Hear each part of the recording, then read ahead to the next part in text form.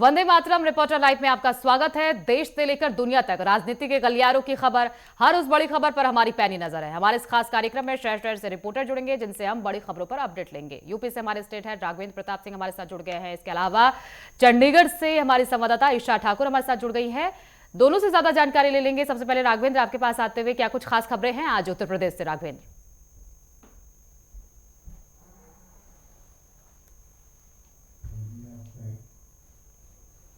उनकी नजर में एक घटना देखने को मिली। रिटायर्ड फौजी का उसकी चपेट में आया, उसके गर्दन कटे, जिससे लगभग 20 बाइक टांके लगे। Expecting that these deals will again support the growth trajectory in the coming times, and our numbers for एक आइडेंटिफाई करना कि कहाँ पे चाइनीज मंडे से पतंग उड़ाए जा रहे हैं, दूसरा फिर आइडेंटिफाई करना कौन उड़ा रहा है, और तीसरा आइडेंटिफाई करना कि किस दुकान से इसकी खरीदारी की गई। फिर दोस्त आखिर जब तक ये सब आइडेंटिफाई नहीं हो तो कैसे ये सिद्ध किया जाएगा कि दोषी कौन है।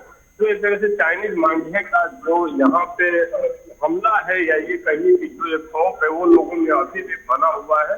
और चाइनीज मांझे से आए दिन लखनऊ में कोई न कोई शिकार हो रहा है, वो उसकी चपेट में आ रहा है। इसके अलावा घुसखोर पंडित की, जैसा आपने जिक्र किया, घुसखोर पंडित को लेकर यहाँ हजरतगंज कोतवाली की तरफ से भी जो एसएचओ है विक्रम सिंह की तरफ से, उनके द्वारा एफआईआर दर्ज कराई गई है। तो एक तरह से कहा जा सकता है कि घुसखोर पंडित को लेकर के तमाम उबाल देखने को उत्तर प्रदेश में भी देखने को मिल रहे हैं। इसके अलावा मुख्यमंत्री उत्तराखंड दौरे पे है, डिप्टी सीएम ब्रजेश पाठक भी उत्तराखंड के दौरे पे है, और 2 बजे यहाँ उत्तर प्रदेश में मुख्य निर्वाचन अधिकारी रणदीप सुरजेवाला द्वारा एक प्रेस कॉन्फ्रेंस की जा रही है। अब उस ये प्रेस कॉन्फ्रेंस इसलिए आम हो जाती है कि सपा मुखिया और मुख्य विपक्षी पार्टी जो समाजवादी पार्टी उत्तर प्रदेश में है, वो लगातार 2 दिन प्रेस कॉन्फ्रेंस करके एफआईआर की प्रक्रिया को लेकर के मुख्य निर्वाचन अधिकारी, निर्वाचन आयोग और उत्तर प्रदेश योगी आदित्यनाथ की सरकार में तरह तरह के आरोप लगाए।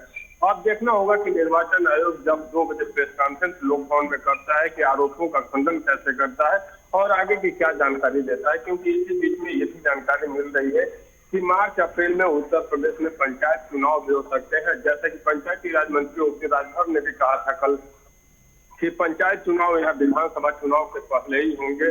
तो अब देखना होगा कि निर्वाचन अधिकारी जब आज प्रेस कॉन्फ्रेंस करते हैं तो पंचायत चुनाव को लेकर क्या घोषणाएं होती हैं, और एफआईआर की प्रक्रिया को लेकर जो विपक्ष द्वारा लगातार हमला बोला जा रहा है, आरोप लगाया जा रहा है, उसका खंडन किन रूपों में करते हैं। हालांकि रणदीप सुरजेवाला ने से भी पहले बताया था कि जो भी एफआईआर की प्रक्रिया हो रही है पूरी तरह से ईमानदारी, पारदर्शिता और निष्पक्षता के साथ हो रही है। किसी भी राजनीतिक दल के साथ किसी तरह का कोई मतभेद या मनभेद नहीं रखा गया है। हर पार्टियों के बीएलए भी जोड़े गए हैं, हर पार्टी के कार्यकर्ता इसमें शामिल है। लेकिन जिस तरह के आरोप प्रत्यारोप का दौर चल रहा है, उनमें ये बैठक बेहद अहम हो जाती है। वहीं कोडिन कप सिरप की बात करें तो कोडिन कप सिरप को लेकर तमाम गिरफ्तारियां अभी चल रही है। शुभम जायसवाल की खरीदियों में लगातार एसटी अथॉरिटी का शिकंजा कसता जा रहा है। वही धर्मांतरण का मुद्दा भी यहाँ उत्तर प्रदेश में गरमाया हुआ है।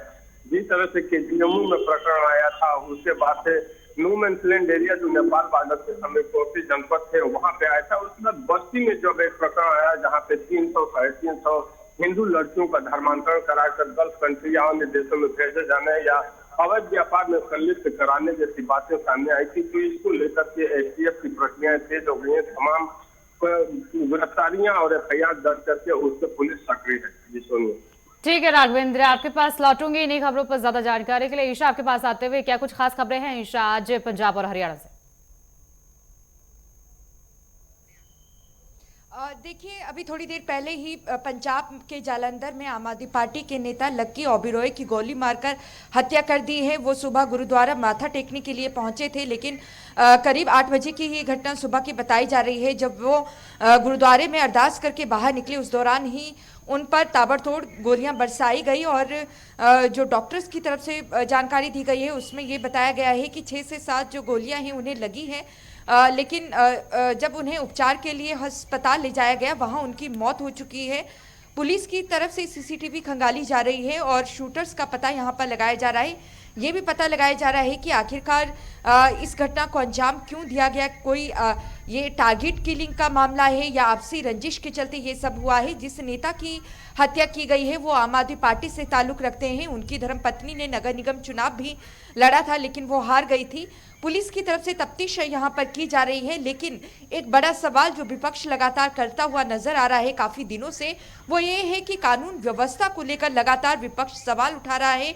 उनका कहना है कि पंजाब की कानून व्यवस्था पूरी तरीके से चरमरा चुकी है। दिन दहाड़े ही इस तरीके से खूनी वारदातें सामने आ रही हैं और एक बार फिर से घटना घटित हुई है जालंधर में, वो भी गुरुद्वारे के सामने, जहां पर सुबह के वक्त ही लोगों की चहल कदमी वहां पर हो रही थी। उस दौरान ताबड़तोड़ गोलियां जो है बरसाई गई और इसमें नेता की मृत्यु हो गई। अब एक बड़ा सवाल यहाँ पर उठता है कि जहाँ पंजाब पुलिस की तरफ से लगातार ये दावे किए जा रहे हैं कि गैंगस्टर पर जो वॉर है उनकी तरफ से किया जा रहा है, धरपकड़ उनकी जारी है, नशे के खिलाफ भी अभियान यहाँ पर चलाया गया है और जो अपराधी हैं उन्हें पकड़ने का काम किया जा रहा है, लेकिन इस तरीके की बातें हर 2 दिनों में सामने आना अपने आप में बड़ा सवाल खड़े करता है कि आखिरकार कानून व्यवस्था किस तरीके से यहाँ पर चरमरा गई है।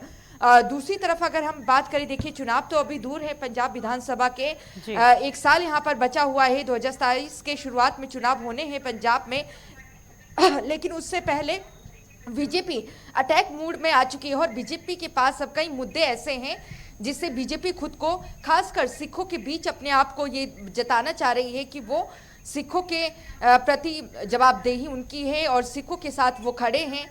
एक तरफ हमने देखा श्री गुरु रविदास जयंती के मौके पर प्रधानमंत्री पहुंचे जालंधर। 32% जो दलित समुदाय हैं उन्हें साधने की उन्होंने कोशिश की, लेकिन संसद के बाहर 2 दिन पहले जिस तरीके से हमने देखा कि राहुल गांधी और केंद्रीय राज्य मंत्री रवनीत सिंह बिट्टू के बीच जो आपसी कहासुनी हुई है, जो टिप्पणी यहाँ पर राहुल गांधी ने की है, बीजेपी ने उसे लपक लिया है और उससे एक बड़ा मुद्दा यहाँ पर बनाया गया है जो कि पूरे 2027 के विधानसभा चुनाव में गूंजता नजर आएगा। पंजाब हो या हरियाणा हो या पूरे देश भर की बात करें, बीजेपी के नेता राहुल गांधी के खिलाफ प्रदर्शन कर रहे हैं और उनका कहना है कि जिस तरीके से गद्दार शब्द का इस्तेमाल राहुल गांधी ने किया है, ये इसलिए किया क्योंकि वो रवनीत सिंह बिट्टू एक सिख हैं और सिखों का अपमान उन्होंने किया है। राज्यसभा में अपने संबोधन में भी प्रधानमंत्री नरेंद्र मोदी ने इस मुद्दे को पूरी तरीके से भुनाने की कोशिश की। उनका कहना था कि राजनीतिक विचार अलग होने के चलते उन्होंने रवनीत बिट्टू ने अपनी पार्टी छोड़ी। कांग्रेस में कई ऐसे नेता हैं जिन्होंने अपनी पार्टी छोड़ी है, लेकिन राहुल गांधी ने गद्दार सिर्फ रवनीत बिट्टू को कहा क्योंकि वो एक सिख हैं। और देखिए जो बयान यहाँ पर अब लगातार हो रहे हैं, बीजेपी की तरफ से प्रेस कॉन्फ्रेंस की जा रही है, अटैक मोड में यहाँ पर बीजेपी है, इसका फायदा कहीं ना कहीं भारतीय जनता पार्टी 2027 के चुनावों में ले जाएगी।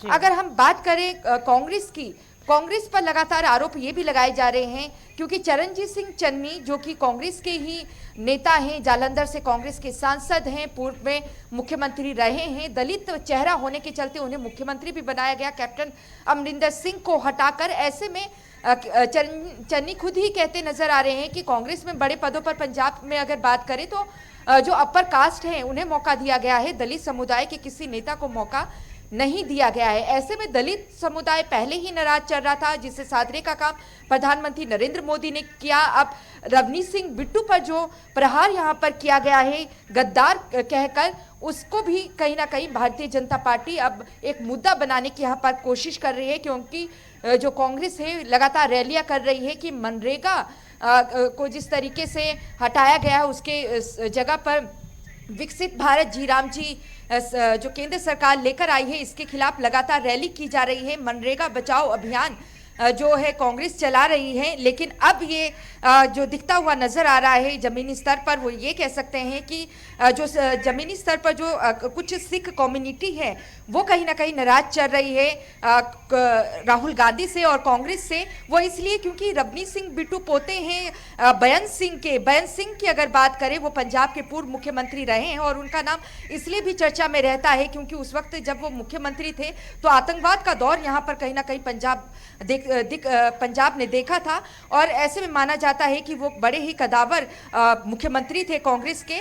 और ऐसे में अब कांग्रेस पर कई सवाल यहाँ पर खड़े हो रहे हैं कि अगर रवनीत बिट्टू का अपमान किया गया है तो सीधे तौर पर बेअंत सिंह का भी यहाँ पर अपमान किया गया है। कितना फायदा भारतीय जनता पार्टी को इससे होगा, ये तो आने वाले चुनाव में पता चल पाएगा। दूसरी तरफ हरियाणा के मुख्यमंत्री नायब सिंह सैनी, जो कि परीक्षा पर चर्चा जो कार्यक्रम आज टेलीकास्ट हुआ है प्रधानमंत्री नरेंद्र मोदी का, उस कार्यक्रम का हिस्सा बने थे। उन्होंने टेलीकास्ट जो कार्यक्रम है वो कैथल में सुना था, लेकिन अब वो पटियाला रवाना हो चुके हैं। पटियाला देखिए पंजाब में पड़ता है और कहीं ना कहीं नायब सिंह सैनी एक पूरी कोशिश यहाँ पर बीजेपी आला कमान नायब सिंह सैनी के जरिए भी कर रही है कि चंडीगढ़ के साथ पंजाब सटा है तो क्यों ना जो हरियाणा में बीजेपी ने कामकाज किया है जनता के हित में, वो जाकर पंजाब के लोगों को बताए, खासकर किसानों को। और यहाँ पर बीजेपी का ये दावा है कि हरियाणा में नायब सैनी सरकार एक पहली ऐसी सरकार है देश भर में जो 24 फसलों पर एमएसपी यहाँ पर दे रही है। और उसी का कहीं ना कहीं जो बोलबाला है वो बोलते हुए नजर आते हैं नायब सिंह सैनी। आज एक बार फिर से पटियाला वो पहुंच रहे हैं।